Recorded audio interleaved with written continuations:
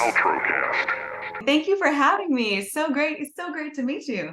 My pleasure. My Big fan of pleasure. your show. Congrats on your new record, the Thank you. expanded edition of the record. How long was that in the works for? Thank you. That was in the works for since the last record came out last September. I knew I wanted to do something more with the pieces. I love that record. I feel so proud of that record, and it feels so exciting. And I'm so honored to have other versions of the record come out with remixers and orchestral expansions. And I just feel so honored to have other renditions of the pieces out in the world. It's exciting. Part of my ignorance here is the correct title of it exclamation point. How do you say it? Yeah, exclamation is how I pronounce it. Just because to me that signifies a shift of tone, a change of tone or conversation. Because the harp, so many people expect the harp to sound a certain way, and Right. to me that signifies, maybe other people hearing the harp in a new way, or giving it a new sonic narrative. So I'm so happy to have hopefully have people feel something different, a shift when they hopefully hear the album. Sure. Was the harp Yeah. the second instrument you played? Because the reason I asked that, I find that most harpists start off on piano first.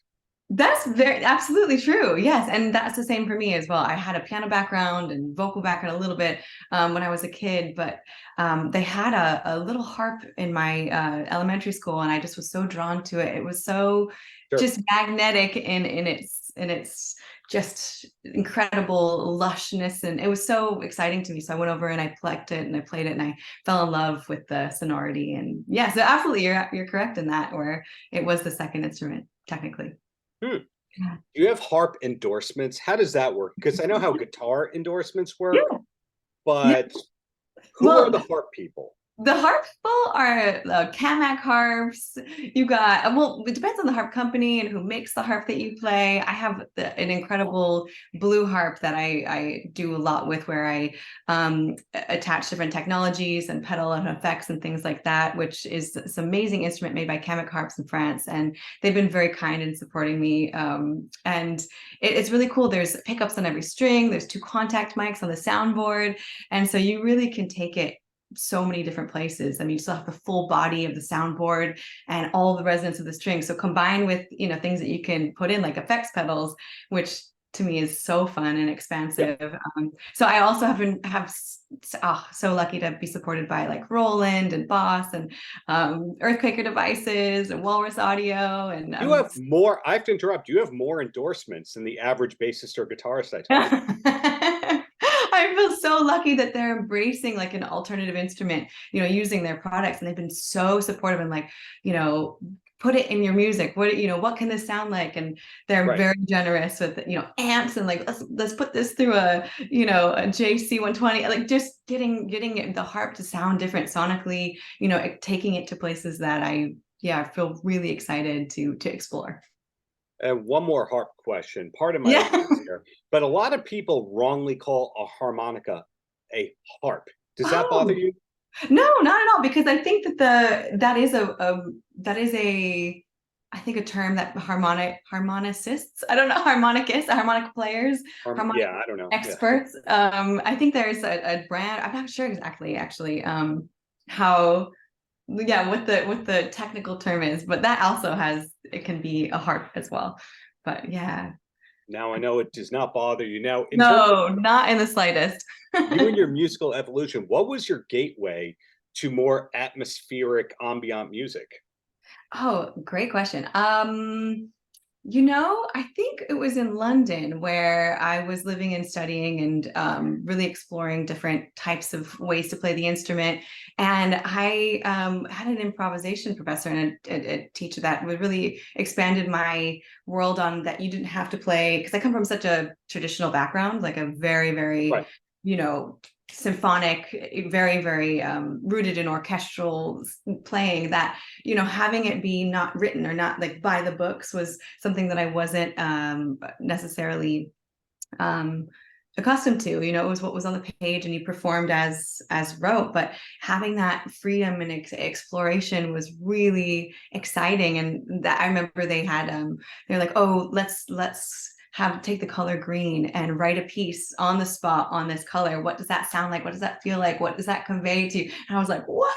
And then I also took I had an engineering audio engineering class elective that also really opened up my mind. And I started working in studios in London, like for Guy Chambers and Robbie Williams and Rufus Wainwright. And they were doing all sorts of technical things to my instrument that, miking it certain ways. And, and so I just kind of was like, wait a second, there's so many things that if paired with this traditional instrument could take it to so many exciting places for me. I'm just enthralled by the possibilities.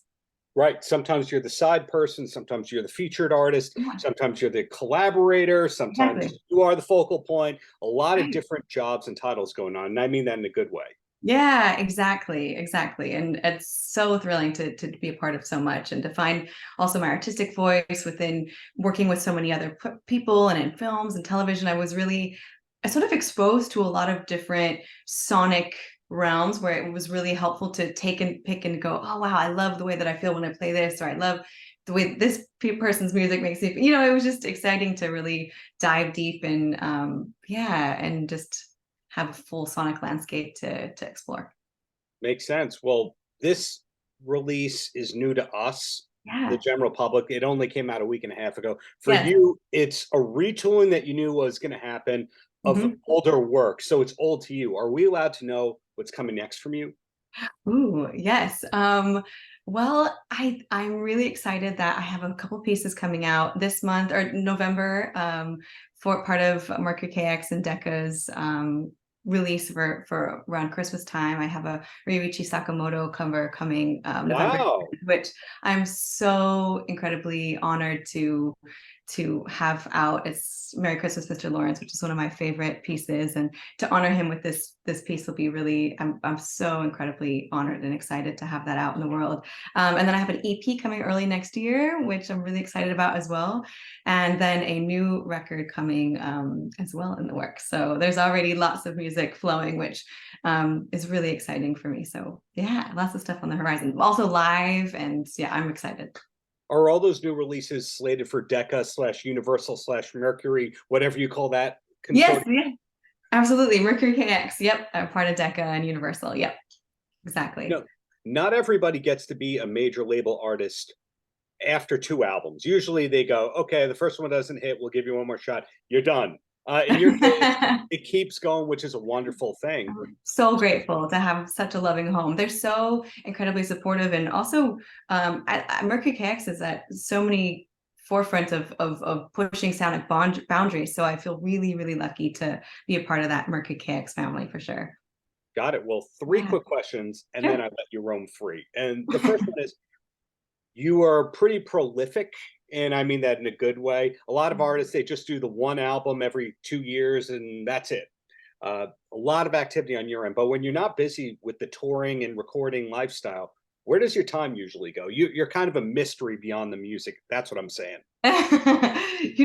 That's so funny because so much of myself is the music. So for me, it feels like I am literally I'm in there all the time, constantly. But I would say with family, I'm very, very devoted to my family, and also my incredible husband who produced and co-wrote the record with me. We collaborate a lot together, so it's been really fun to write musically with him. And so I honestly I spend a lot of music is my job, but it's also my passion and my hobby. So I tend to find myself wandering into the studio on days that I don't have things to do. I will just kind of wander in, and it's almost like meditation for me because the harp is so lush and vast, and there's 47 strings. So even just like tuning my instrument kind of brings me present. And I find myself actually, to be honest, wandering in the studio and just kind of roaming free sonically, even on my off time, for sure. So when you're not busy with music, you're busy with music. That's right. Well, I wouldn't say busy with music. I would say free with music, Sure. I would say expansive with music because it brings so much joy. I think my next record that I'm going to really explore like how music decorates time and how it relates to that, and how we associate different things in different, moments. So, I would say I'm busy with music, but free with music in being present in what's happening in life. So it's definitely fun for me. Got it. Next question is a stupid one, but a lot of people don't know. Is it Lara or Laura? Lara, like Dr. Zhivago or Lara Croft, Tomb Raider. Because if you're talking to New Yorkers, they're probably going to Mhm. go Lara. I That kind know. of thing. Do you answer politely, nod, or when you get called out, or just go Laura? It's funny. My whole life I've been called like Laura, Lara, Lara. Like it depends on where you're from, but I'm always like, oh, if they ask, I'll say it's Lara. And my last name is Somogyi, Mhm. and which for a while before emojis came out, it was really difficult. I got Smoochy, da da da da. But like Somogyi now is really easy to go like emoji. Yeah. Yeah. Well, hey, as I was Darren, gonna say, how about you? Darren, no, it's Darren. Darren. That's it. Darren. Simply put. And then the last question for you before I let you go. So I've learned music is the hobby. The husband is very active in keeping the collaborations going. There's new music, et cetera, et cetera, et cetera. But you as a fan, what's the last concert that you went to for fun? Not because you were going to hop up on stage, not because you were collaborating and sussing Yeah. the person out. Right. You as a fan, what do you listen to? The last concert I went to is Bon Iver, actually, in LA at I think it was the Forum or Inglewood. I think it was Inglewood. Yeah, and it was unreal. It was so incredible. I find myself listening to. I would say Bon Iver is my number one top listen to artist lately. So I would say, yeah. But I'm a fan of all different genres of music. But I find myself listening to a lot of Bon Iver, neoclassical, of course. Not jazz, but R&B. I really, really love. I've played with her before, but I would go to her concert, or Miss Lauryn Hill, that kind of thing. So, loved all that kind of music. So I guess we're just going to have to not predict what's going to come next from you stylistically and just keep checking the Instagram, and that's how we'll Yeah. know what's ready when it's ready. Absolutely. Yeah. Instagram, and I'll do some announcements on my site and TikTok, everything. So yeah, absolutely. Lots to come. And I'm really excited and honored to have this release out. And I'm so excited to be on your show. I'm such a big fan of everything you do. It's an honor. Thank you so much for having me. You are super cool. Paltrocast.